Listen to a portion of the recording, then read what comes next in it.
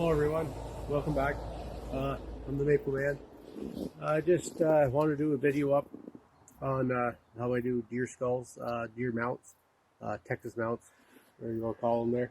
Got a couple of bucks here that we got this year, rifle season here in eastern Ontario. Our rifle season is the first 2 weeks, full 2 weeks in November.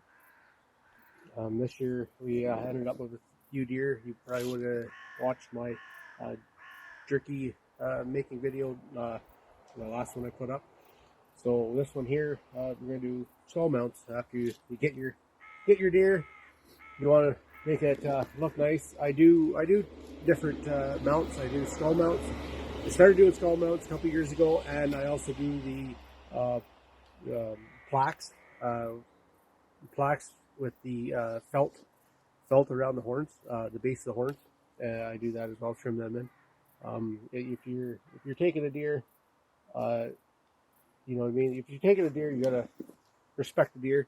And if I do shoot a buck, you generally do the horns up. Everyone has a story, and it's always unique. So be respectful and do what you can. But anyways, what you need to do, skull mounts are, what I like to do is skin everything off. Skin everything off the head, right down to the bare skull.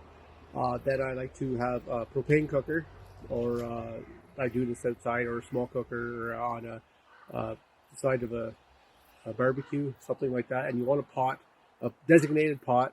You might be able to find one at a thrift store somewhere, or have one laying around home that you could use. I have one myself. I dedicated to doing skull mounts. So I have a pot. You want to have like I said, a propane burner, or a burner outside of some sort. You can do it inside, but I wouldn't really recommend it. What I use is I use water and borax. I use borax in my water. I'll show you this in the video. I do, as well as I wrap the base of my horns in saran wrap and tape. I've seen people use saran wrap, and then they put tinfoil over top. Well, you don't really need to. I don't. If you want the extra precaution, sure. But I've never had a problem with just doing saran wrap and tape. And then once we get the skull down, boiled down, I use a pressure washer. I pressure wash mine. I find it's a little bit messier, but I find it a little quicker. We can have these done in like half a day or less. Get them all done and sprayed off and cleaned up, and then picked apart. And then I whiten them. I do a whitening solution there. I let them dry, and then I whiten them down, and then let them dry.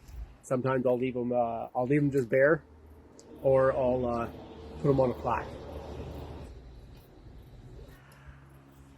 And then here we'll get started. We'll get everything cut off, and I'll show you what it looks like. What I forgot to mention is I like to use a little bit stouter knife, something a little bit stronger.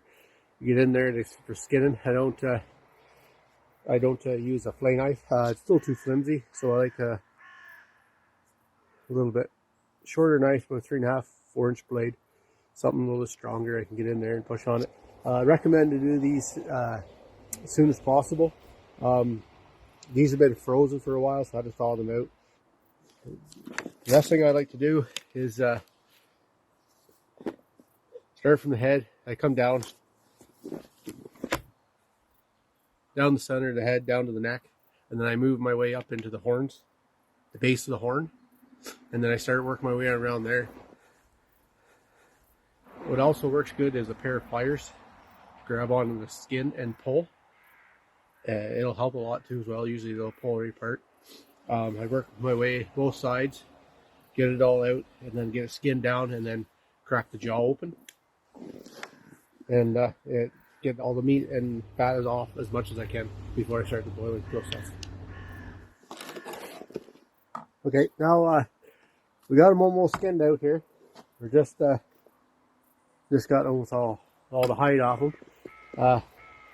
In the back, I forgot to turn you on there, but at the back, when you get to the back, you cut around the back, give her a push down where the neck is, and you'll start seeing the vertebrae, where you cut between the two vertebrae to get it to pop off there. And then now the bottom jaw, I like to do is come on either side, cut down either side of the jaw, right? And then just pull apart. Push down on either side, just like that. And then cut down in either side.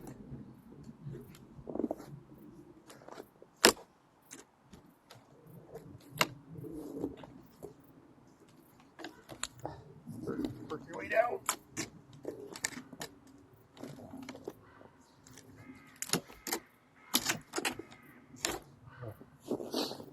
Bottom jaw. Now, what I'll do is get this all cut up, the eyes cut out, more fat or meat and stuff taken off there. We'll be ready for the pot.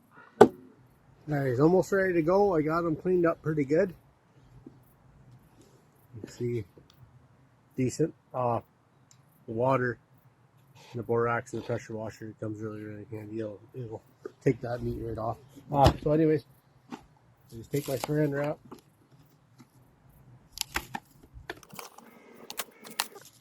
Wrap it around the base.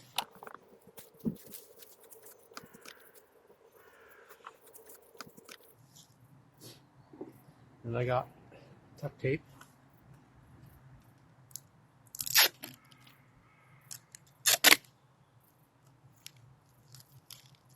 Go right around the horn, the base of the horn. Work our way up.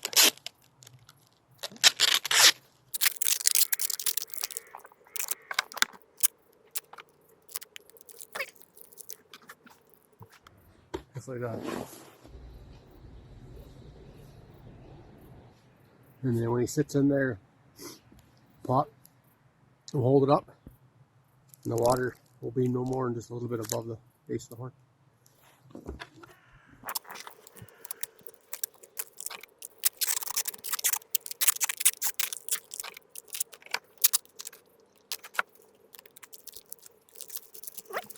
Ready for the pot.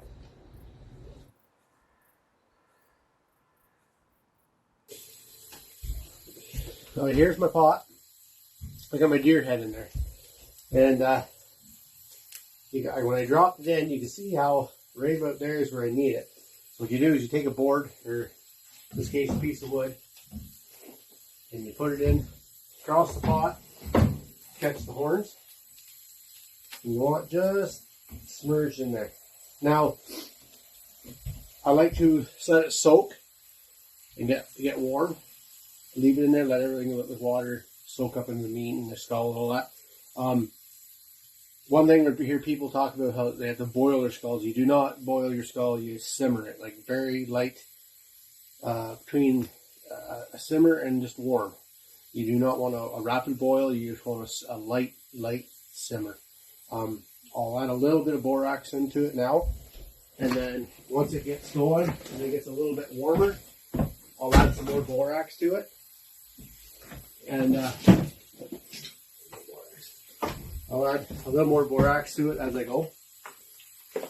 Right there. That's just for the grease. That's for the grease in the meat, in the skull. It'll clean up nice. Once you get the pressure washer to it, the meat and fat will just peel right off the skull. You can see right there, the water line's just touching the base of the horns, and we'll let her marinate. While this is going on, I'll grab my pressure washer and my hose, and I'll get it all hooked up.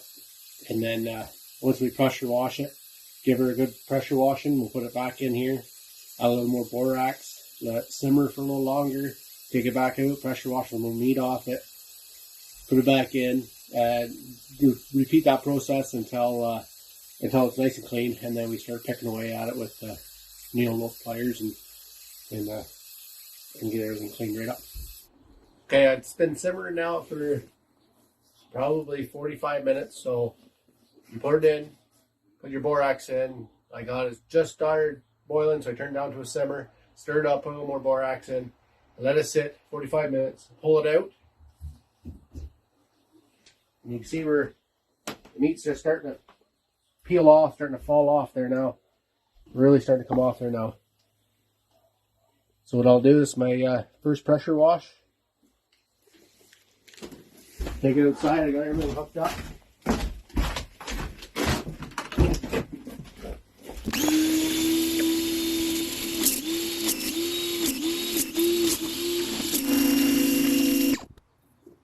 Now if your two front pieces come off, front of your skull, that's okay. They do come off. You can just glue them back on. They will glue back on the front. You gotta save these two pieces if they come off on you.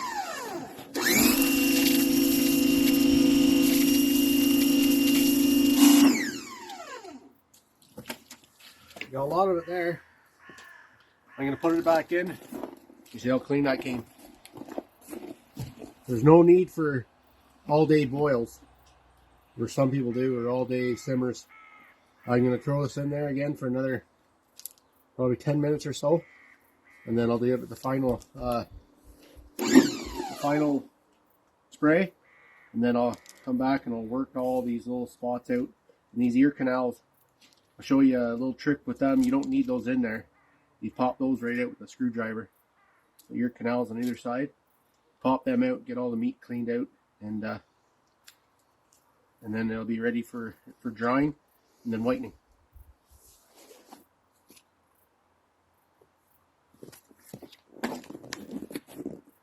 All right, here we go, round two.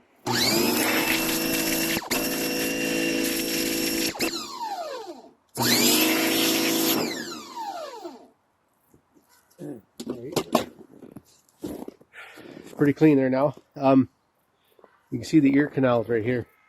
What I take is a flat screwdriver, just a small one. Put it right in the ear canal, give it a little pop, and out it comes. Just like that. You don't need those. Just the cartilage around the ear canal is what it is. Here's the other side. Just put your flat screwdriver in there. Give her a pop.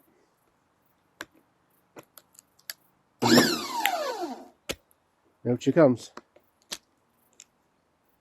Just like that.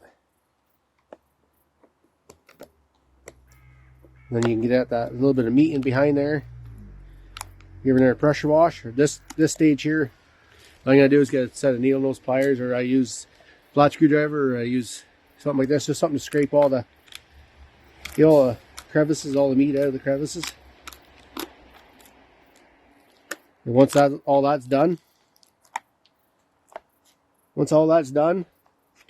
let her hang, let her dry, and then we'll start whitening it.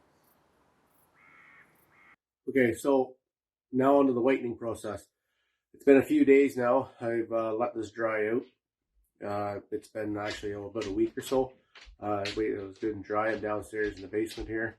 That's where I keep a lot of my stuff to dry. You see this one here? I was telling you about the front piece here, the nose piece that fell off. They fell off. They do that when you go to pressure wash them sometimes. Like I said, they'll glue back on. You can see right here where they actually like a line. When you go to put them back on, glue them back on, they'll fit right on. And they put them back on. I like them on. Some people leave them off, but I prefer them on. You can see this one here. This is the one we've been doing. It's ready for whitening, ready to go, nice and dry. Here's one that I've done earlier, a few years back. This one here. I don't know if you can tell, but it is quite a bit whiter. What I usually do is put a coat on, and then let it dry, and then throw another coat on. I usually do about 3 coats. 3 coats, I find, works really well. Makes it nice and white, and ready for the board, or just the way it is. I use 40 volume. It's a paste. I get this from Amazon.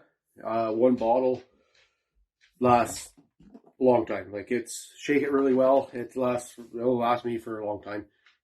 I've done a few now, and I don't go. I coat it right on real thick. and you buy one and it'll last you quite a while. I use just half a Coke can and a small brush, and I'll put my first coat on, let it dry. I'll do it all day, put the 3 coats on within the day, and then it's good to go. And then I'll let it dry and let it cure, and it's all done.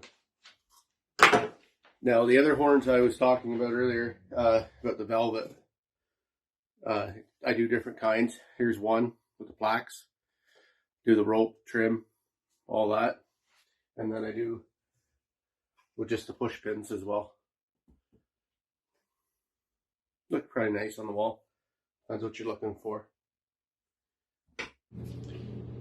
Alright, so here we go. I give it a good shake. Making sure it's shaked really well. And then I put my Coke can. I usually put about quarter in there. Not much, don't need a whole lot. This stuff does go a long way. My little brush. And then you gotta just apply it on, just get it in there. Every little nook and cranny. You know, watch the base of your horns. You don't want to whiten the base of your horns up. You want to keep them nice and chocolate brown. Or you don't want to be staining them. White on there.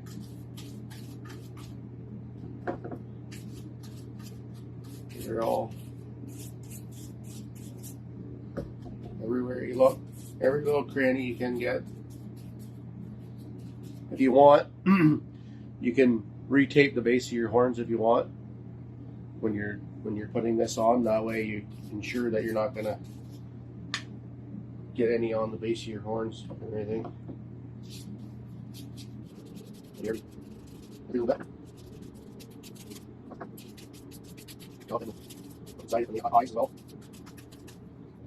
I'll get at that. I'll do more. I'll get it all in there all I can. And I usually just leave it sitting like that, and I'll let it dry. Like I said, I'll do 3 coats, and then it's good for a plaque. I do my plaques, or I just do them. Just leave them like this, and there you go. Your skull melt's all done.